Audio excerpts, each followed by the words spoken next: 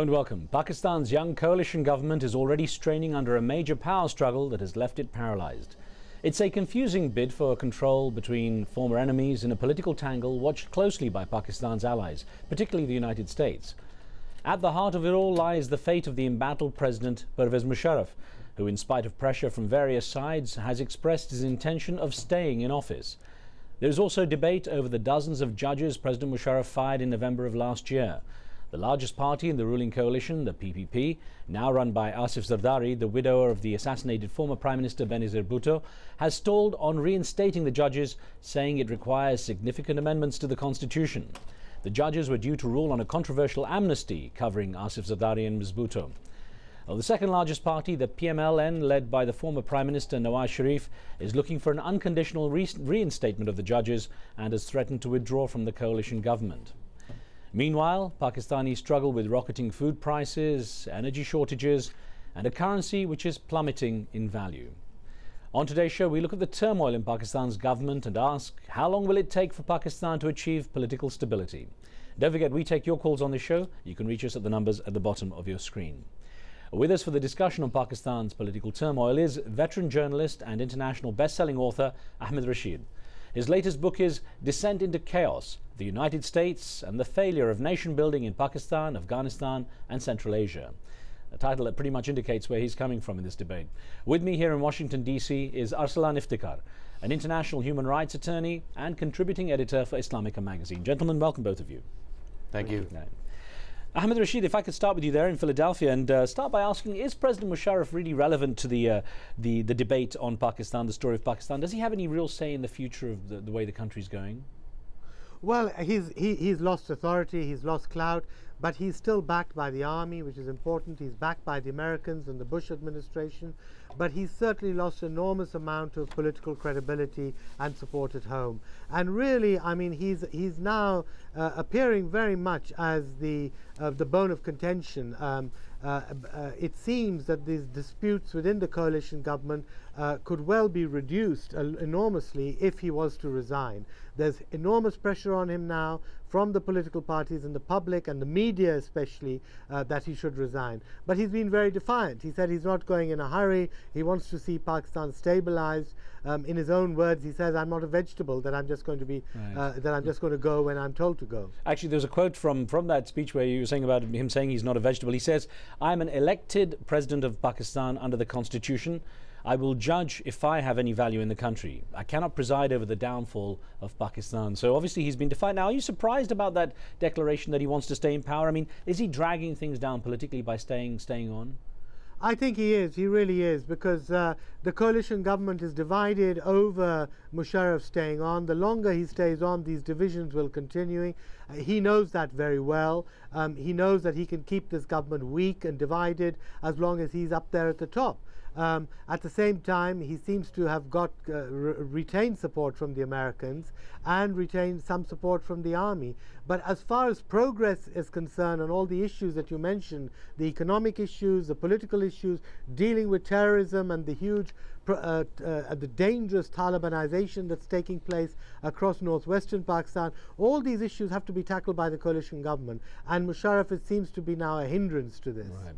Well, Arsalan Iftikhar, it's good to have you here with us as well. And I've got to ask you, actually, I want to kick off with an email that we got from a viewer in upstate New York. Now, Wayne wrote in saying, Musharraf must go and fair elections must be held. Now, the president certainly lost his popularity among so many people in Pakistan, but realistically, what chance is there of him being impeached? Very little. I think that, again, as from an international legal vantage point, I think what is the central issue here is the sanctity of the Pakistani constitution. And unfortunately, with General Musharraf dissolving the constitution several times, the Pakistani constitution now, in my opinion, is not worth the paper that it's printed on.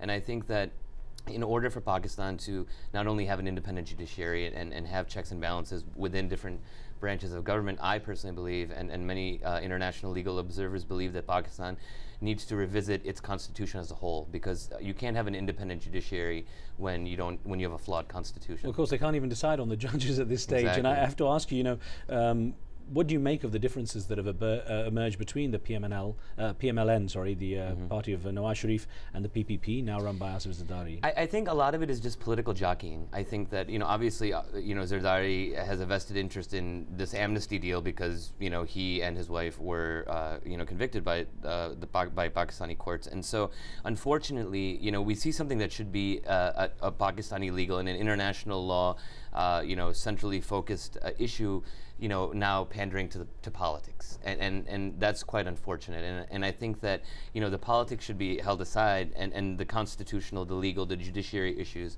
should be handled in parallel universes. We had another email. I'd like to put this to you, Ahmed, there in Philadelphia.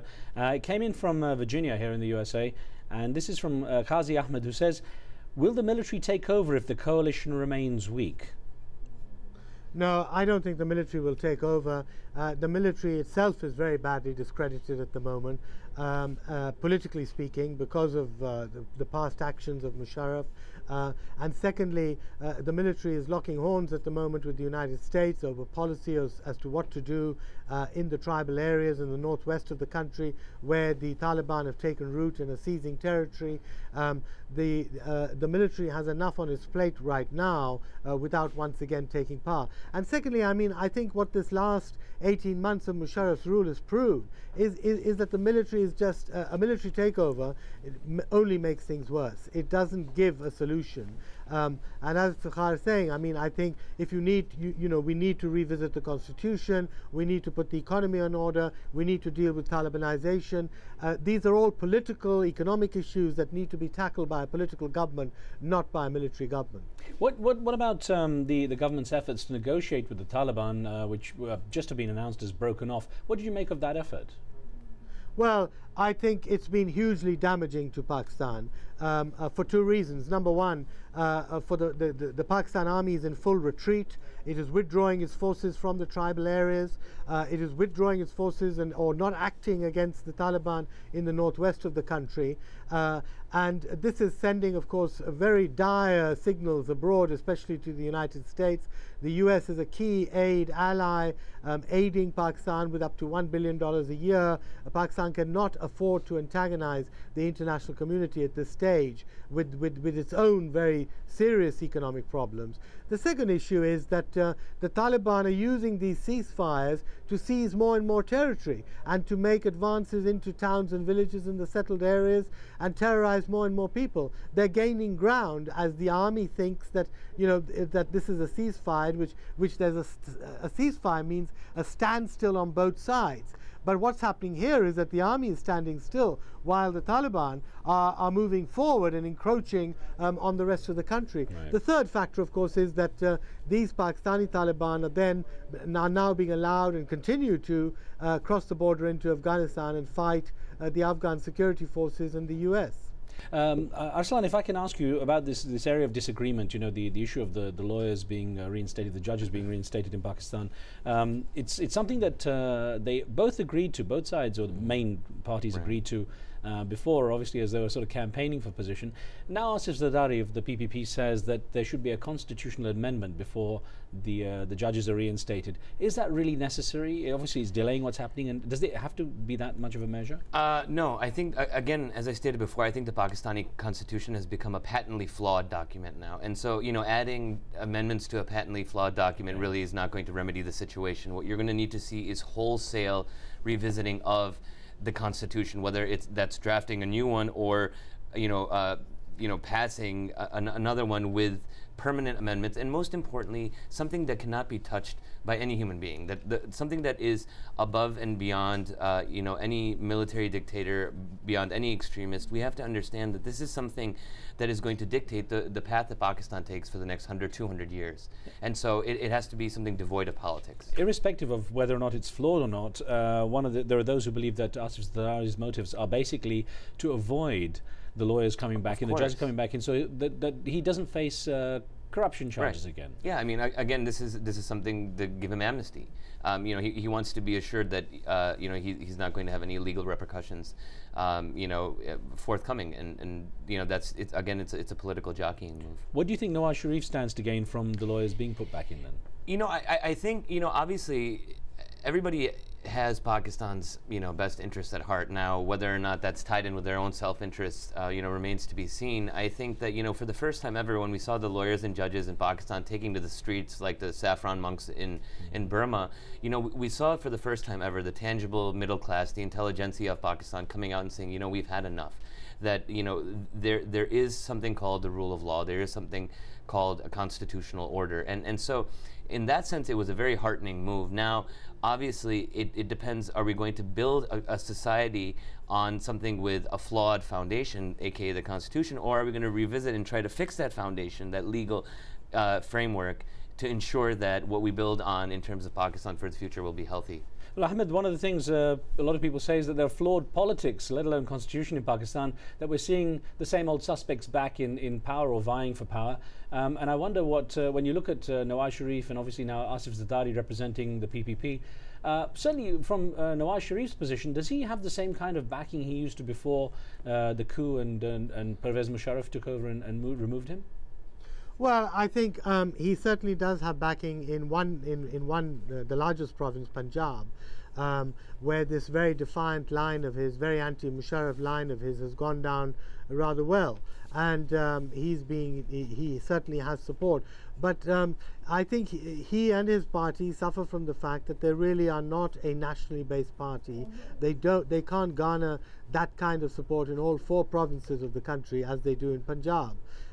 I think on your earlier comment, I think really the problem is that we suffer this every time there's a long period of military rule. When you have 8 or 9 or 10 years of military rule, as we've just been through, it is almost impossible to expect that the new politicians are going to emerge overnight, because military rule by its very nature does not allow new politicians to emerge. It subverts the constitution, it subverts all the institutions.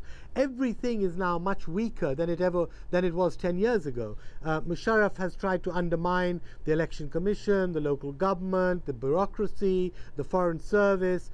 All the institutions have been undermined to some extent or the other. And that's a natural corollary of military rule, unfortunately. Okay. Well, gentlemen, I'm going to ask you to stand by because we've got to pause for a break. We're going to be back with more on Pakistan's political upheaval in just a moment.